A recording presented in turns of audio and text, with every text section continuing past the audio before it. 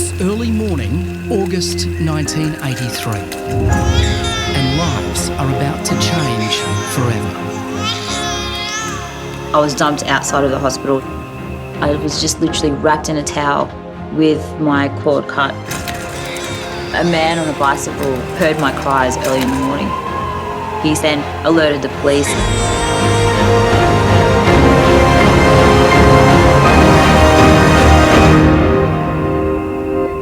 That tiny, abandoned baby would one day become an Australian, a true blue Aussie. But who left her in a lonely stretch of African wasteland and why has remained a mystery for 36 years. Someone in that hospital has done something, has taken me out and then for some reason has dumped me. We've had the indication that there actually might have been a baby selling racket going on. What Abigail Prangs will uncover deep in Zimbabwe's National Archives will lead her to a family she never knew. Expose a decades-old secret. I've got something difficult to tell you. Yeah. And make us some powerful enemies. He kept looking at me saying he's going to slit my throat.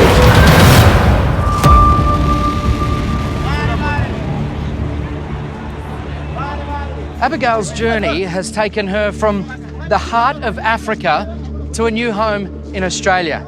But that is nothing, compared to the journey she's embarked on now. Abii has returned here to Zimbabwe to find answers. It is a quest that'll take her from the heights of joy to the depths of despair and then back again. This is a story of twists and turns and above all else, one woman's search for the truth.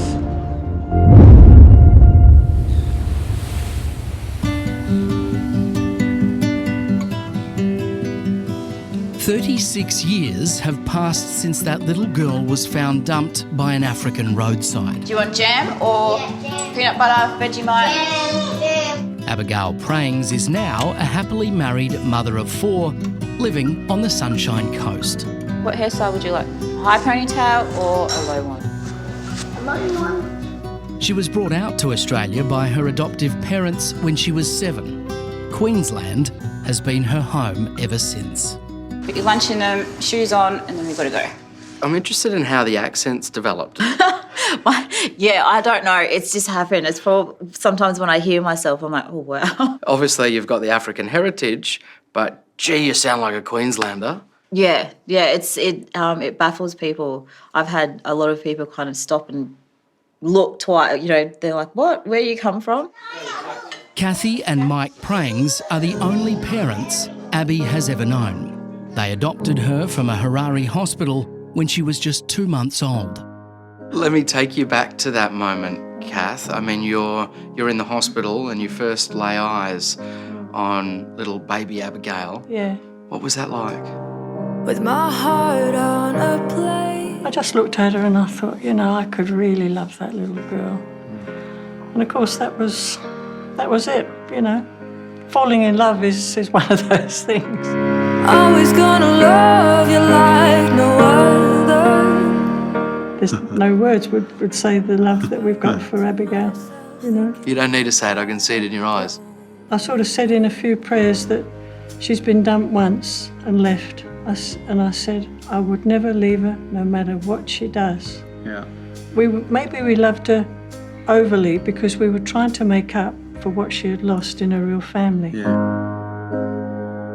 In 1980s Zimbabwe, it was incredibly rare for a white couple to adopt a black child.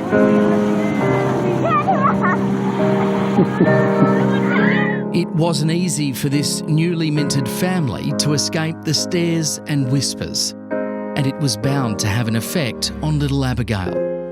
One day she came with all this flour all over her face. Oh, yeah. And she made a big mess in the bathroom. I said, what are you doing? She says, Mummy, I want to be white like you. Oh, that broke my heart. Yeah. I said, love, we chose you because you're who you are. Yeah.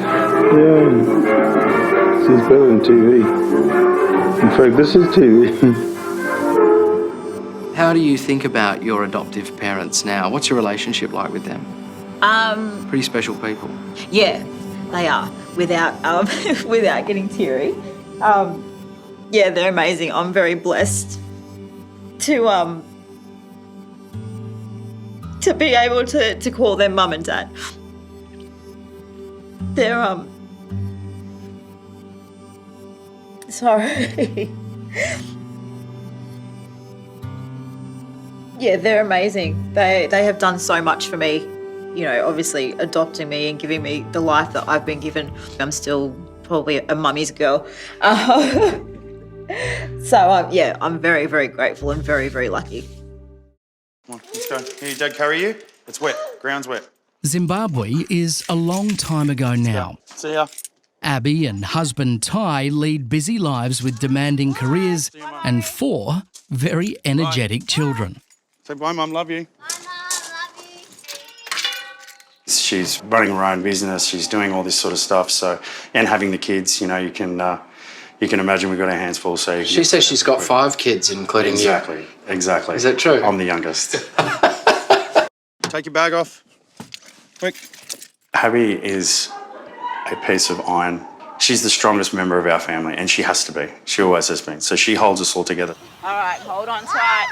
Abii knows she's been incredibly lucky in life, but that hasn't stopped her from wondering about her African roots. In time, her curiosity becomes an obsession. I'm going to crown you a citizen detective because you embarked on a search that I think would be beyond most people. I really do. It was mentally draining, emotionally draining, and just time consuming. Obviously, I've got a family at home, and it was staying up till 2, 3 o'clock in the morning every night. Abii's first clue comes from a faded Zimbabwean newspaper clipping. This was obviously in the front page of the Herald newspaper. Everyone would have seen it. So I went on Facebook. There's a few adoption sites. I said, look, does anyone remember this article? She tracks down Paul Mapanzuri, the policeman who found her wrapped in a Harare hospital blanket and returned her to the hospital. Okay, when we returned Abii, we inquired if there were any women who had given birth and had absconded from hospital. There was none. There was none? There was none. That means Abii must now identify which mothers gave birth in the hospital on the day she was born, and an anonymous hospital worker obliges. Venturing deep into the bowels of the old building and secretly searching through decades-old files. She finds the birth register listing, and social media does the rest. And all of a sudden you've got that critical piece of paper. Yeah, we delegated everyone a certain amount of mothers to check and to cross-check. Yeah, so that was exciting.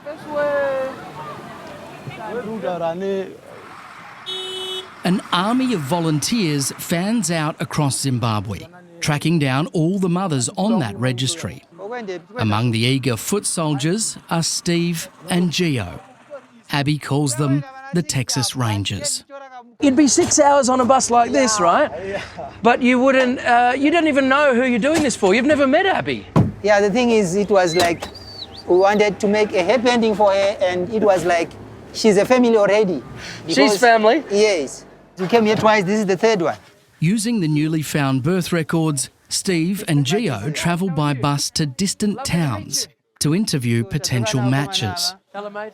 Matt. Every day you were working on this? Yeah, on daily basis. Day and night sometimes. People will be watching this thinking, you weren't getting paid for this. No. You're just doing this for a stranger on the other side of the world out of the goodness of your heart. Yeah, there was no pay. Finally, the Texas Rangers come across a woman with a strange tale to tell of a mysterious midwife and a twin that vanished soon after birth. Abii suspects that she is that missing child. The pieces are falling into place. I feel like it's meant to be. You know, like things happen in such a way that lead you back to the right place.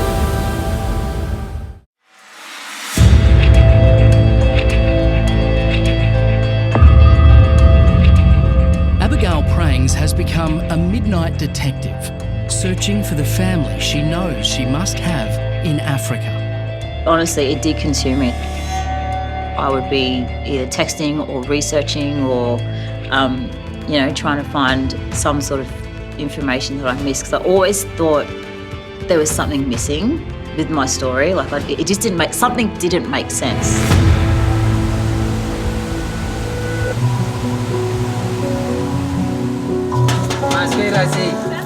Volunteers in Africa have tracked down Edna Kamineri and her husband Stanford.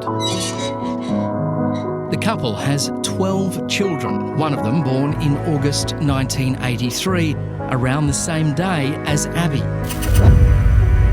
The hospital register says Edna delivered a baby girl. But Edna believes she gave birth to twins, one of whom was stillborn. I didn't know I had pregnancy with twins. Only when the nurse told me, she said, "Oh, you have another baby inside." She just grabbed it and said, "Oh, I don't know what you've pushed. I'm just taking it to the laboratory." Then she went, I never saw her. That was it? That was it. The timing and details of Edna's story match what Abii knows about her own start to life. To confirm the link, Abii engages a local Zimbabwean company to take DNA samples from one of Edna's daughters, Lorraine. The results came back positive, and there's no doubt Abii is my sister. Just like that. All of a sudden you've got a sister on the other side of the world? You have a sister in Australia. Abii is your real sister, your blood sister. I was like, wow. And the news gets better. With Lorraine confirmed as Abii's sister, it's almost certain Edna is her natural mother. It seems Edna's second baby wasn't stillborn after all. The twin was snatched away by nursing staff. Edna can't believe her long-lost child is still alive.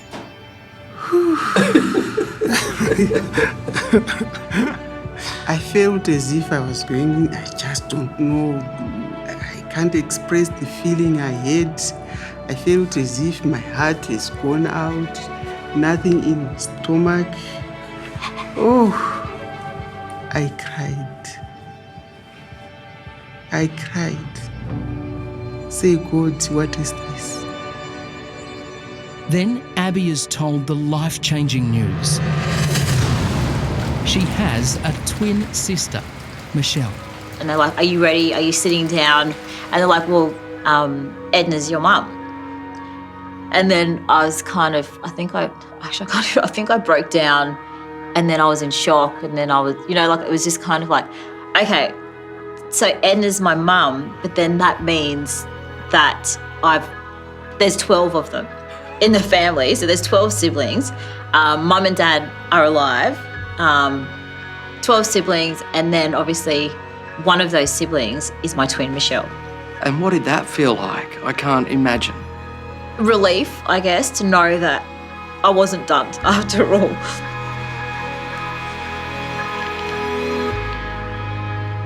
You're gonna make sure you've got long pants, you've got shorts, because I don't know if it's gonna be hot or cold.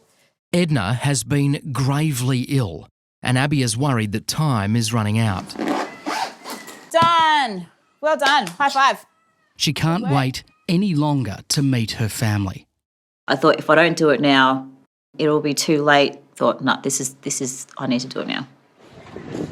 So Abii is returning to the country of her birth, and she's taking the whole family with her. Ty, the kids, even adoptive mum and dad, Mike and Kathy. And we're tagging along for whatever might unfold. Are we excited? Yes. Who's excited? Mario, are you excited? You're going to Harare, Zimbabwe, to walk into the arms of your birth family.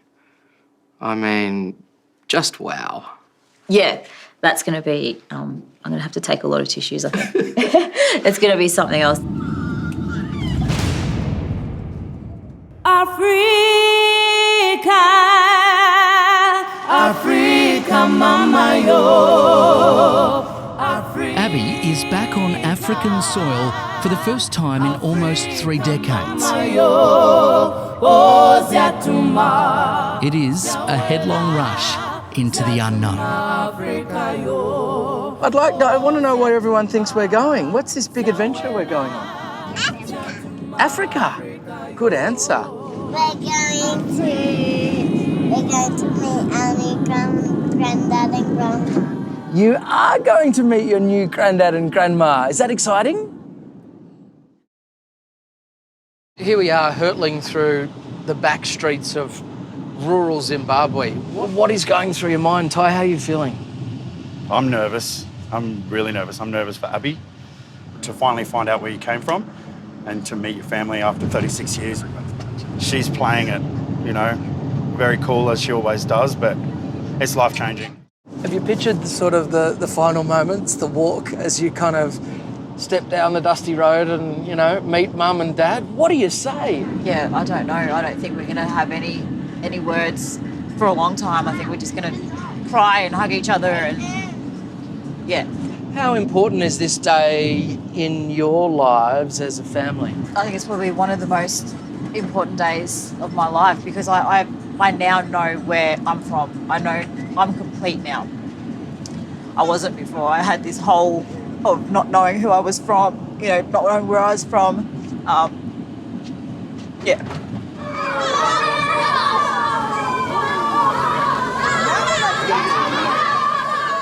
Word has spread through the neighbourhood that the Kamineri's lost daughter is coming home.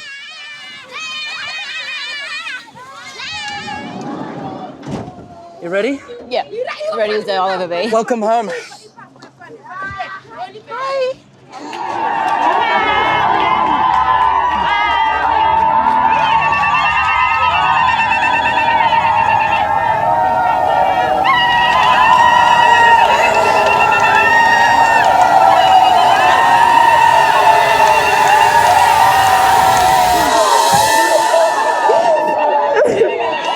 Come on, easy.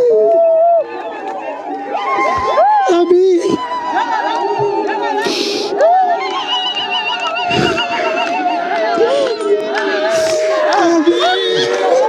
Wow. I have no words. It's all right, I'm here now. I'll never, ever forget this moment, ever. Mary, hello, girls. Hi, girls. Hi, boys. Hi, Ty. Oh, my man, how are you? It felt very surreal. Like it was an out-of-body experience. I was watching from a different angle. Like it was just crazy. The love and laughter and happiness that they showed. Obviously, I don't know the language or anything, but I feel at home.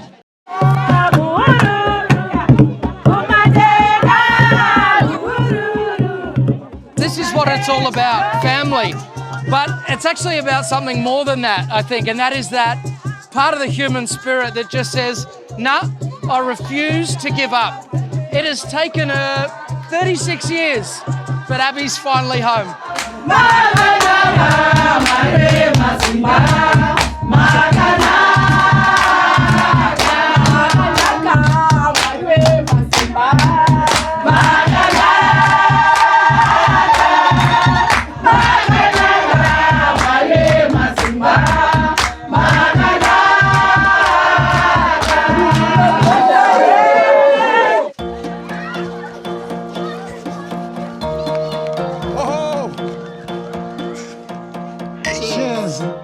Cheers to you. I like it. Abigail Prangs has travelled halfway across the world to meet the family she never knew. How do you catch up on 36 missed years? I think we will quite easily. Yeah? Yeah, we all get along really well. Yeah, I think it's going to be a lot of late nights with the sisters catching up and talking about everything. Already her kids are happily playing with the locals as if they've been here forever. Everyone's just fit in where they should have been. You know, the cousins are of similar age as well, so Jiraiya's off talking to his cousins. Everyone's going to love this. I saw Amari walking around hand in hand with her new cousin. Yeah. If that doesn't melt your heart, nothing on earth that ever was will. amazing. They probably won't say anything to each other, but they're holding hands, walking around like they're best friends. It's really, really good to see. I am just absolutely speechless, overcome and overwhelmed with emotion. It's beyond my tiny mind's understanding or belief how all this could happen, but just from the other side of the world to be shown that amount of love and your family to be shown that amount of love. And they were all high-fiving us and running beside us, chanting Abii's name. The level of connection she has with this country now, it's amazing. Hey, Bubba. You just crashed the party. Yeah? Hey, buddy. Ah, you got a boyfriend. It's been a... No, I don't.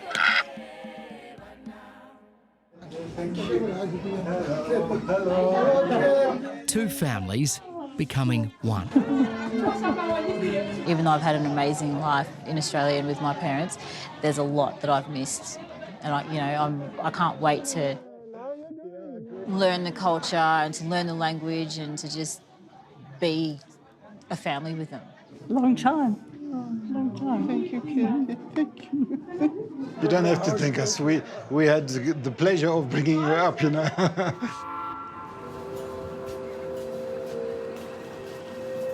Ground zero. Can you believe it? No. But Abii still has plenty of questions about her birth. She returns to the hospital she left under such mysterious circumstances 36 years ago. Professor, how many babies a day would the team deliver here in this hospital? Now, they'll deliver between 50 and 60 babies a day. Professor Stephen Munjanja has agreed to help her find some answers. What we do know is that Abii's mother delivered twins at this hospital on the 9th of August 1983. Now, I think the key to this story is the fact that there was either a big mistake in the entering the record or deliberate falsification of the birth record. What's your belief, Professor? Which of the two? The connection must be that someone had taken away from her mother. Probably one of the staff. That's the inescapable conclusion. So from that moment onwards, you were non-existent. It's a surreal moment for Abii, returning to this hospital, the abandoned baby, now a grown woman. Then, a remarkable coincidence. Abii sights a newborn he's just been brought into the hospital, deserted by his mother, and now alone in the world. Can I have a hold? Yeah. Can I hold baby? Yes.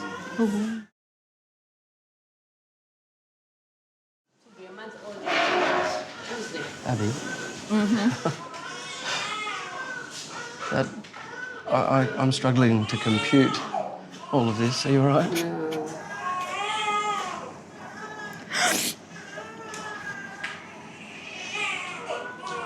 Isn't he beautiful? Have they given him a name? No, he doesn't have a name yet. He has no idea who his mum is, who his dad is. Exactly the same circumstances as me. I was found. I was lucky enough to be found, and How old is he? he's 2 weeks. 2 weeks. Yeah. That was 36 years ago. That was me. That was you. Yeah. In this room, actually. Yeah. Wonder how his life plays out. I hope it plays out really well. Abii believes she finally understands how her life played out. But this journey is about to take another strange and heartbreaking turn. Watch your step. Edna and Abii have agreed to a follow-up round of DNA testing. Can you open him up? Those results have just come back. Abii, how are you? Can I borrow you for a couple of minutes? Are you able to pop up to the room?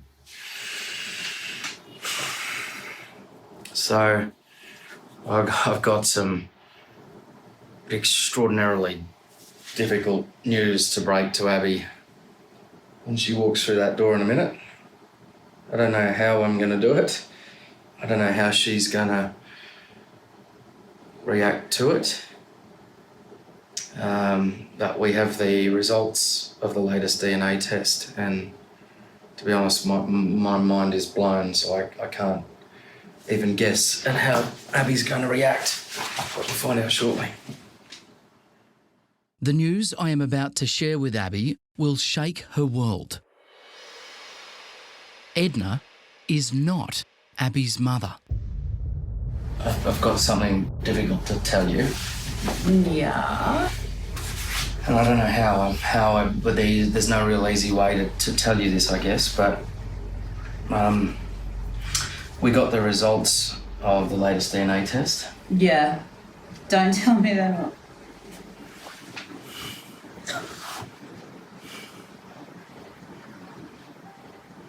So the latest result says this: the alleged mother is excluded as the biological mother of the tested child.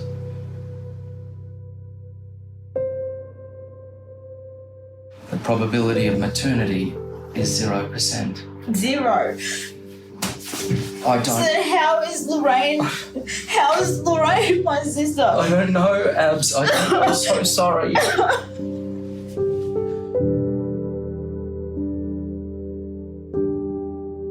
Lorraine is Edna's daughter, so how does that work? How does that work?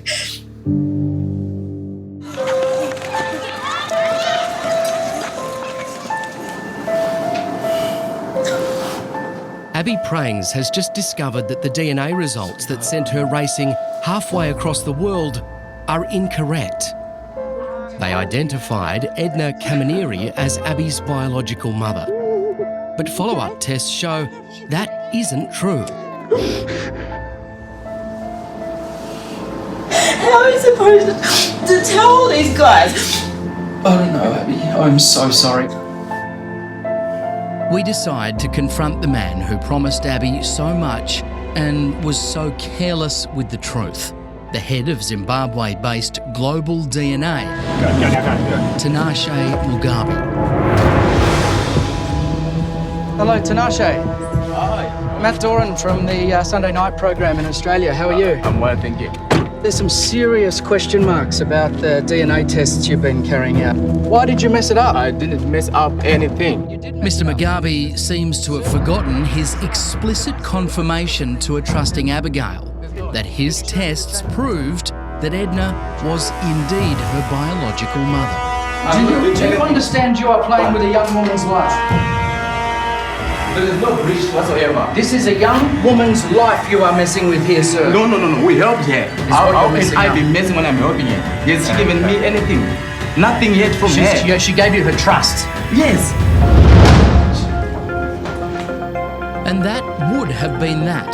Thank you. The last we saw of Mr. Mugabe, he was driving off into the distance. But then, later that night, he suddenly appeared at our hotel with 4 policemen in tow. It's not going to run away, it's okay. It seems Mr. Mugabe didn't like us questioning the integrity of his business. And he has some very powerful friends. You want me to call someone? The cops say they're taking us in for questioning. Don't feel. They won't tell us why. As we're driven away, we suddenly realise it's actually Tinashe Mugabe behind the wheel. We're able to film some of what happens using a hidden phone. I'm currently sitting at Harare Central Police Station. We don't think we've been arrested, but we've just been heavied into here. I had a guy grab me by the throat and tell me that we needed to come with him for questioning. So here we are. They've just taken our ID. The extraordinary thing about this is that we were driven here by Tinashe, the guy from Global DNA who conducted the tests. What? We have no idea what's going on, but this is extraordinary. All through the night, Mugabe struts around the police station as if he owns the place. Finally, we are told why we've been detained. We intend to kidnap the complainant, Tinashe Mugabe. I attempted to kidnap him. That's the allegation. You grab his hand, right hand, and try to pull him into a vehicle with tinted windows without his consent. We show the police the footage of our encounter with Mr. Mugabe, proof that he has fabricated the entire story. The truth doesn't concern Mr. Mugabe. He's already outside on social media repeating his lie to a gullible audience. It was a plot trying to take me, and it was when I later spoke to other sources, they told me that this guy has got a history of kidnapping. We've just been released after a pretty memorable 10 hours inside this joint, Harare Central Police Station, where we were bundled into the holding area with some of Zimbabwe's worst. Try and get your head around this. We were just charged with kidnapping, attempting to kidnap Tinashe Mugabe, which is obviously beyond any realm of comprehension. What's even more beyond the realms of comprehension is that he's also just walked out down those stairs, strode off into the distance, like nothing ever happened. Abii's life is in turmoil. In the midst of all the confusion, we commissioned our own DNA tests. They confirm Edna and Stanford are not Abii's biological parents. But importantly, they do show that their daughter, Lorraine, is related to Abii. She's a cousin. The most likely explanation, one of Edna's 4 sisters, is actually Abii's mother. What's going through your mind? I'm just, I'm devastated and confused and worried, and I had always wanted that family and I thought that I had found them. Yeah. Now, Abii must make the toughest journey of her life. She decides to break the terrible news to Stanford first. That's the independent test. Look what it says. That mum isn't my mum. Maternity 0, 0, 0. Yep. So can you imagine how I didn't believe it? I didn't want to believe it.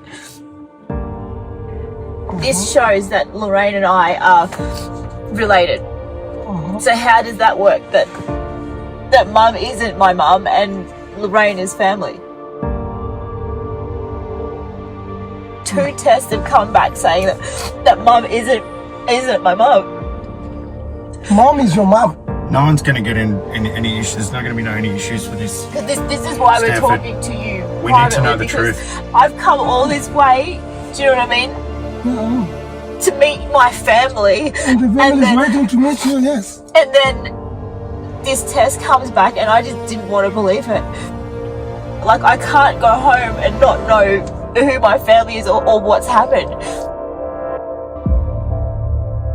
Abigail Prangs journeyed to Africa to meet her birth family, but the joy of that reunion has been shattered. Abii has discovered that Edna and Stanford Kamineri are not her biological parents after all. Abii! I can't imagine how much it hurts to be this close. Yeah, it does.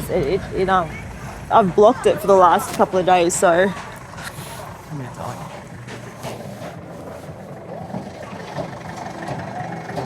I need to find out. Abii also now knows that she is related to Edna's daughter, Lorraine. They are cousins.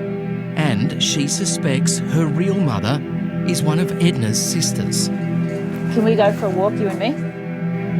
Yeah, no problem. Abii believes her mother is Elizabeth, who would have been just 14 years old when Abii was born. But you and I look too similar.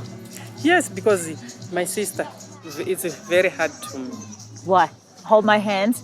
Hold my hand. Hold my hand. Hold my hands and tell me why. Because. Hold my hands and tell. Listen, I want to look at me in the eye. Look at me in the eye. I want to tell you something. No, I haven't done anything. No, I know. So then I haven't. I understand that when there's certain things that happen in families, they have to keep them quiet. I know. I understand. Suddenly, a ute pulls up and Elizabeth is unceremoniously ushered into the back of the vehicle. Where is she going? She knows. What just happened? What just happened?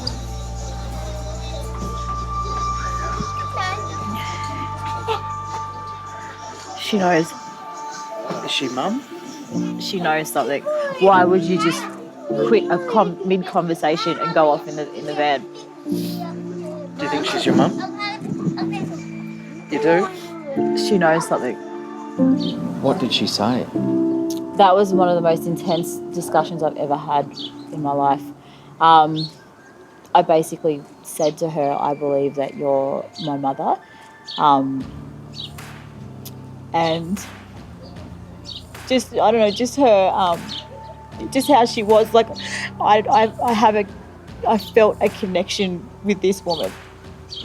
There's an image in my mind of her in the back of that truck waving at you as she left. Yeah.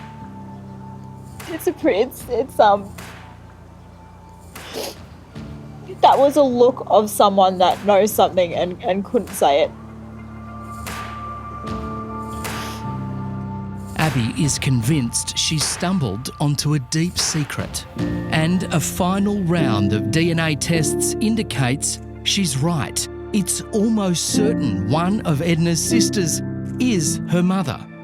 Whether it's Elizabeth or not, Abii may never know. Elizabeth is refusing to give a DNA sample.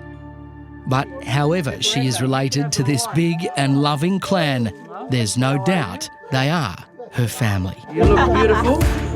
Yes. I look beautiful too. It's literally been like a roller coaster. How are you? But I love them. You're good? That's good. I'm good. I've had such a connection with them that they are family, if that makes sense. You know what I mean? Like that will never change.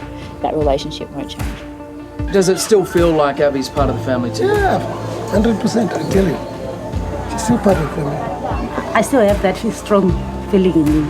That she's part of us. That she's part of us. They might say whatever they want to say. I feel she is my sister.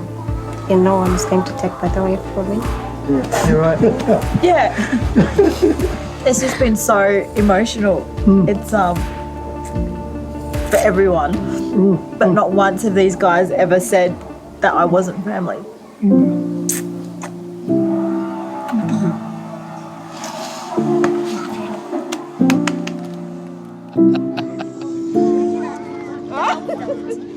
How much you love her? Oh, with everything I've got. But, like I said, I think I've got to share her with a few more people now. Just seeing her here and how comfortable she is and how comfortable our family is and how welcome we've been made.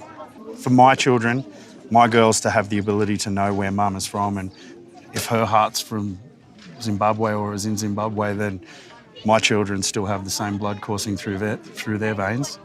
So I guess Zimbabwe is a part of them too.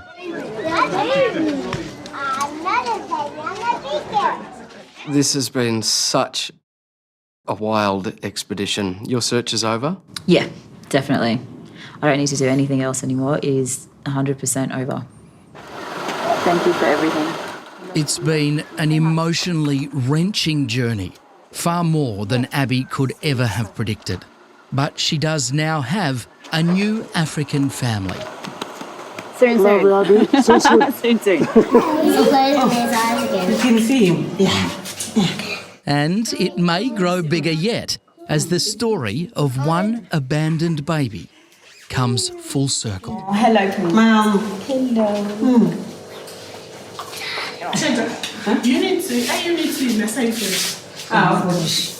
Mum said I can hold him. Abii hasn't stopped thinking about that abandoned baby boy she met at the hospital when she first arrived in Zimbabwe. Maybe Carol. Hey, what's that smell? It's in the car. You got all this attention, all for you. How long does the passport take? He's the cutest little boy. He's 2 weeks old, and his mum left him. It really, as soon as I saw him, I was just like, I just sobbed. What's going on there?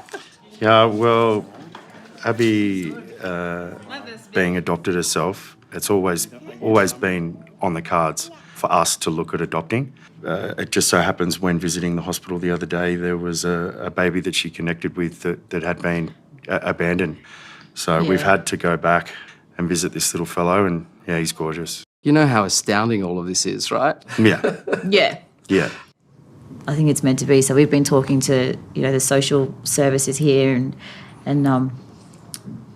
just trying to see what we can do. And when we visit him now, he kind of... He knows Abii. Yeah, he opens his eyes and then he kind of settles back down on me. So it's, I think it's love. Hi. Can we see the other